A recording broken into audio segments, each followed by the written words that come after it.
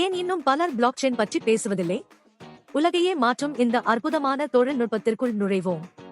எல்லோரும் பார்க்கக்கூடிய ஒரு டிஜிட்டல் நோட்புக்கை கற்பனை செய்து பாருங்கள், ஆனால் அது எழுதப்பட்டவுடன் யாராலும் மாற்ற முடியாது. அதுதான் பிளாக்செயின்.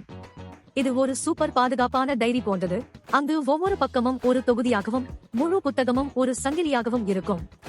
இதோ அருமையான பகுதி. நீங்கள் ஒவ்வொரு முறை ஒரு பக்கம் அல்லது தொகுதியை சேர்க்கும் போதும் அது முந்தையவற்றுடன் இணைக்கப்பட்டு தொகுதிகளின் சங்கிலியை உருவாக்குகிறது.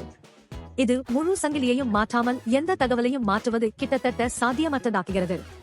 இதை ஒரு மாபெரும் கூகிள் ஆவணமாக நினைத்து பாருங்கள். அதை அனைவரும் பார்க்க முடியும், ஆனால் திருத்த முடியாது, சேர்க்க மட்டுமே முடியும். பாதுகாப்பான, வெளிப்படையான மற்றும் சேதப்படுத்த முடியாத. இது ஏன் முக்கியமானது? சரி, இது பிட்காயின் போன்ற கிரிப்டோகரன்சிகளுக்கு பின்னால் உள்ள தொழில்நுட்பம், மேலும் இது நிதி முதல் சுகாதார பராமரிப்பு வரை அனைத்திலும் பயன்படுத்தப்படுகிறது. எனவே அடுத்த முறை நீங்கள் பிளாக்செயினை கேட்கும்போது அனைவரும் நம்பக்கூடிய ஒரு டிஜிட்டல், மாற்ற முடியாத நோட்புக்கை நினைவில் கொள்ளுங்கள். மிகவும் அருமை, இல்லையா?